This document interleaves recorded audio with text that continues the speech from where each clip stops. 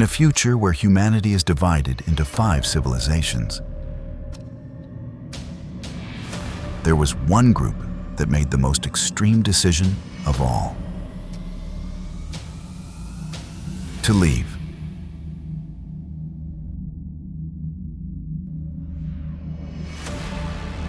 While the rest argued about how to fix Earth, they stopped looking at the ground and started looking at the sky. They rejected governments, corporations, and centralized systems. They didn't trust promises, algorithms, or new forms of control. They chose emptiness. They chose movement. They chose not to belong anywhere. Thus began the stellar exodus. It was not an organized plan or a single project. It was a slow, fragmented escape, driven by orbital stations filling up, by colonies on asteroids becoming permanent, by thousands of people who decided that Earth was no longer enough for them.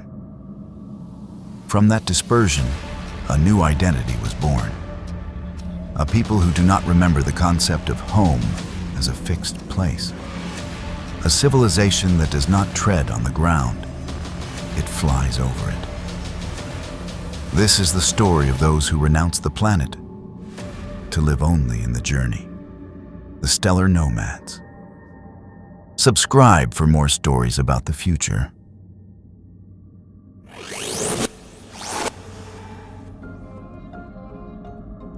For some, Earth remained a disputed home. For others, it was a planet caught between successive crises and decisions that never came in time.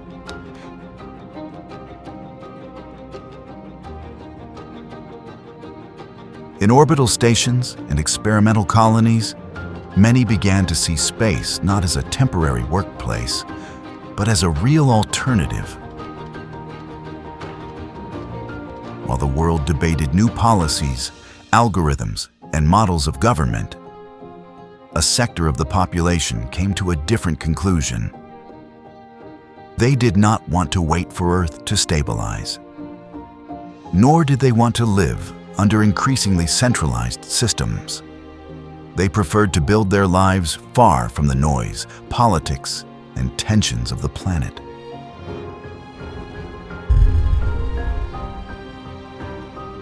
What began as extended stays in orbit became a choice.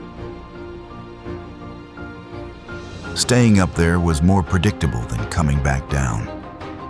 There, they could control their environment, manage their resources, and depend solely on their own organization. There were no manifestos or declarations. There were no charismatic leaders rallying crowds.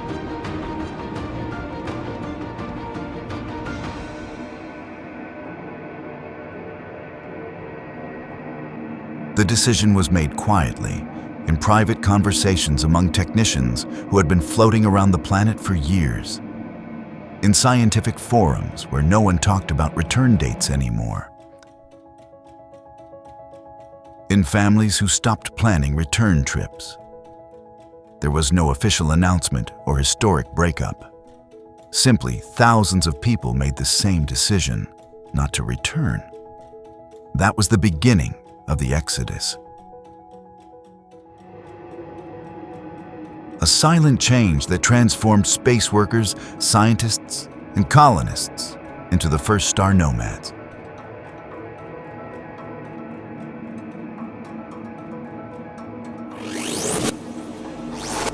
What began as a prolonged stay in orbit soon exceeded the capacity of the first stations.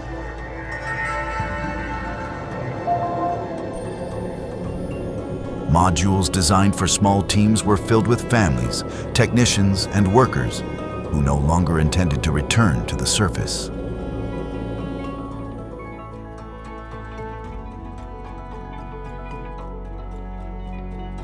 At the same time, several experimental colonies on asteroids, created for mining and biological research, began to welcome people seeking a stable place outside Earth.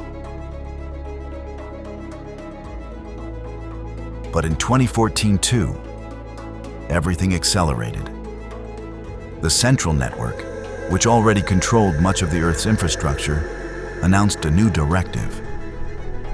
All orbital stations had to be integrated into its monitoring system. Space dwellers would have to register, constantly send biometric data, and accept work assignments calculated by algorithms.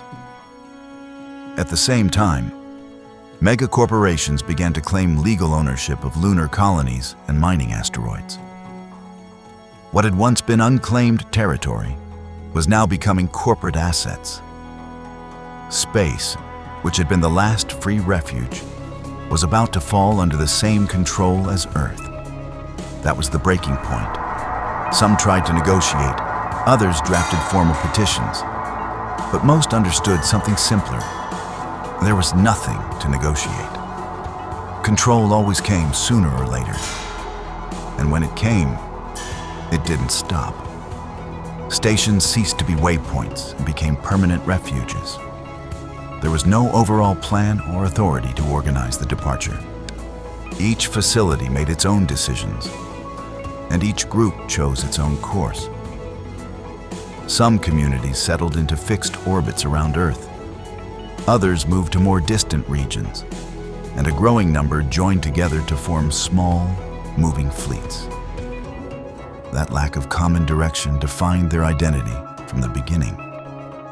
There was no final destination, no territory to claim, no single mission to accomplish. There was only constant movement. And in that movement, they found something that none of the terrestrial civilizations had achieved: total autonomy. No flags to defend, no borders to patrol, no land to claim. Only the route. From that dispersion, a shared idea was born. No turning back. The journey became their way of life.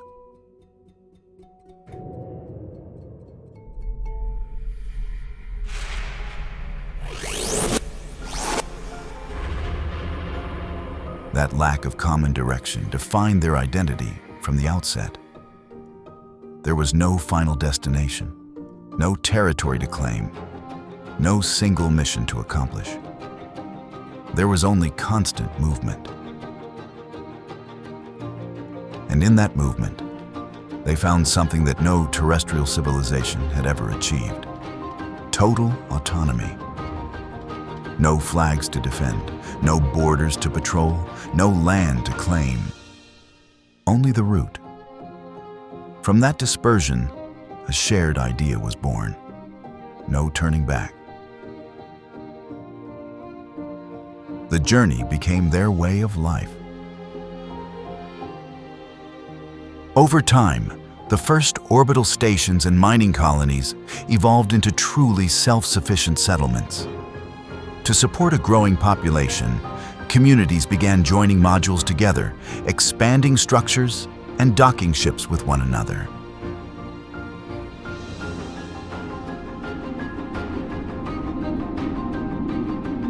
The result was a new type of city, one made up of hundreds of moving parts, designed not to stay in one place, but to move around. These floating cities were composed of specialized sections. Some served as living quarters, others as hydroponic farms where food was grown.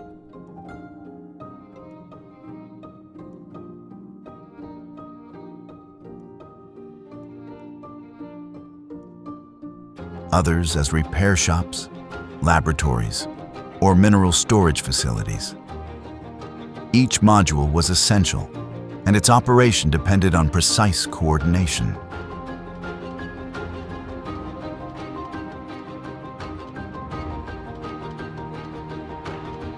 From the outside, these cities looked like swarms of light, moving slowly through the void.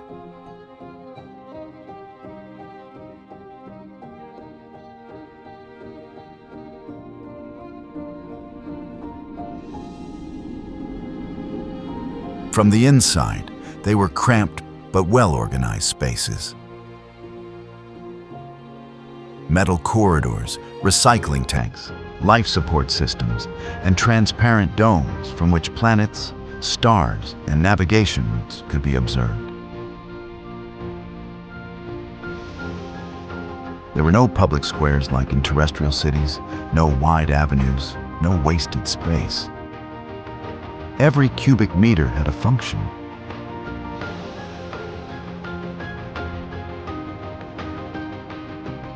Every corridor connected two useful places. The architecture was not monumental. It was efficient. And in that efficiency, there was an aesthetic of its own. A beauty made of orderly cables, navigation lights, and functional geometry. Space became their home, and also their main threat. A failure in a pressure system, a water leak, or engine trouble could compromise the entire community.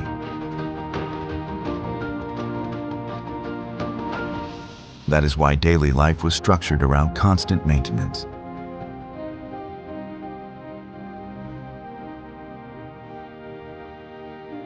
Survival depended on cooperation and technical discipline. These mobile structures provided the material basis for nomadic civilization. Cities without foundations, designed to exist in constant motion.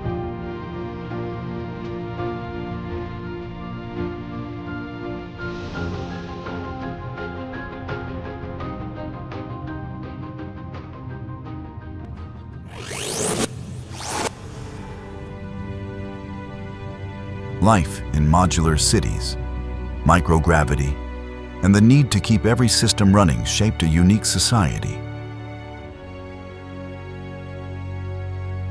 Born without plans or ideologies, only survival. In the absence of governments, decisions were made through technical structures. Each module took on specific functions, and teams rotated according to the task. There were no permanent leaders. Authority depended on experience and disappeared when the work was done. Private property played a minimal role. In an environment where every cubic meter was essential, air, water, and energy were managed collectively. Value lay not in possessions, but in the knowledge needed to keep the city running.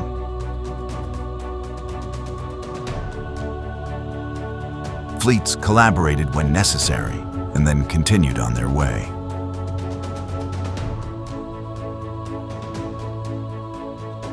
There were no stable alliances or hierarchies between communities.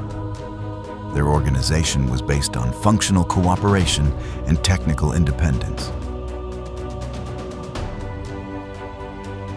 Education was a central pillar. From childhood, they learned to move without gravity.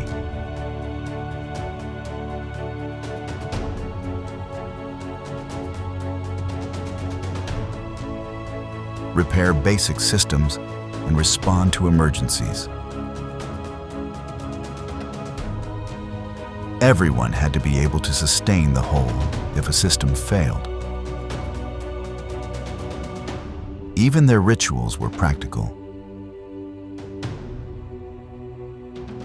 In many cities, silence was observed during docking or when completing a trajectory.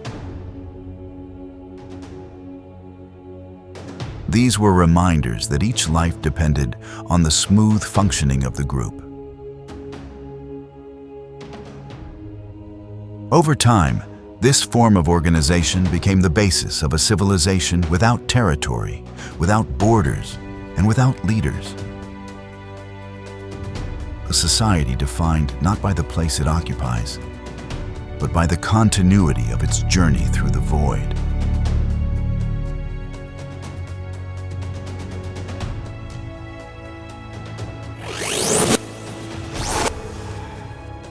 Over the centuries, something changed. Generation after generation, life in microgravity began to leave a visible mark on those who had never set foot on a planet. The Star Nomads became taller and lighter, with less dense bone structure and muscles adapted to minimal effort.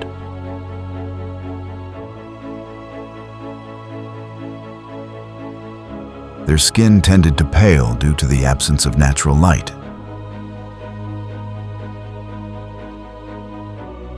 And their eyes became more sensitive,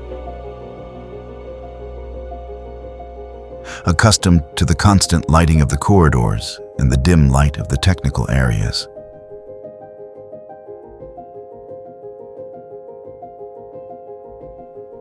Their hands also changed.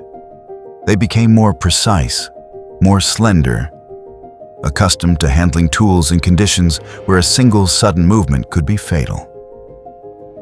They learned to move with deliberate slowness, calculating every impulse in a frictionless environment. Their clothing also changed. It was not a matter of aesthetics, but of functionality.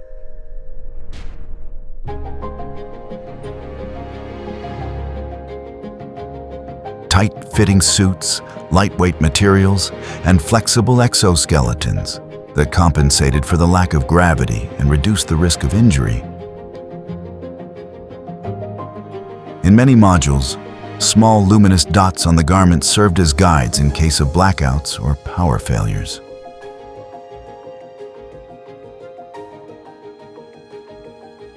Their culture developed in parallel with their bodies. Private property was almost non-existent because no space could be reserved for a single individual. Air, water, and crops were shared resources.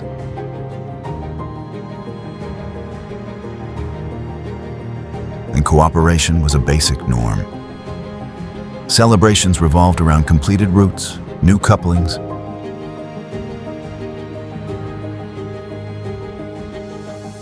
and successful repairs. Stability was measured in orbital cycles, not years. There was a phrase they repeated from childhood: "The crew is everything."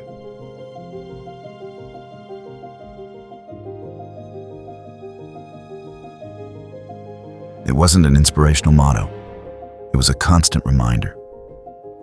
Because in the vacuum, an isolated individual cannot survive for even 5 minutes. Interdependence was not philosophy, it was physics. The relationship with the other civilizations on the planet was uneven. They distrusted the centralized ones because of their dependence on artificial intelligence. They maintained a certain affinity with the eco-sovereigns, although their paths were opposite. They traded with the corporates, but without real trust.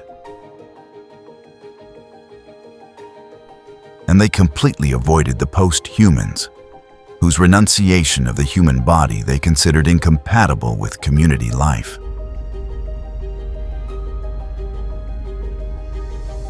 Physical changes, customs, and the growing distance from the surface ultimately defined them. They were no longer inhabitants of a world, but of a journey.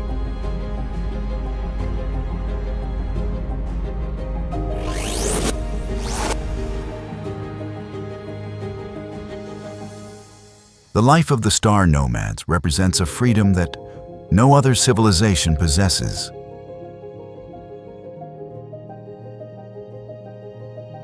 They do not depend on governments, corporations, or artificial intelligence to regulate their decisions.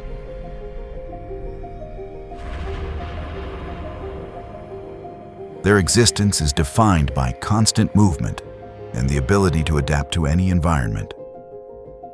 However, that freedom comes at a price. Every journey involves risks. A miscalculation can divert an entire fleet. A breakdown can compromise the supply of air, water, or energy. A bad decision can leave them stranded in regions without resources or auxiliary routes. There is no room for carelessness because everything depends on technical stability and continuous cooperation. They have given up the security of solid ground, the certainty of their own territory, the possibility of turning back. Their bodies could no longer withstand Earth's gravity. Their lungs could not withstand the weight of dense air. They have gained the stars, but they have lost the planet. And there is no turning back. Living in a vacuum means accepting the fragility of each system and the shared responsibility of maintaining it. There are no territories to claim or borders to defend. Only trajectories, connections, and decisions that determine whether the community moves forward or stands still. Even so, for them, risk is not a threat, but part of their identity. When they gaze at the stars from the transparent domes of their ships, they do not feel the absence of a planet beneath their feet. They feel continuity. They feel home.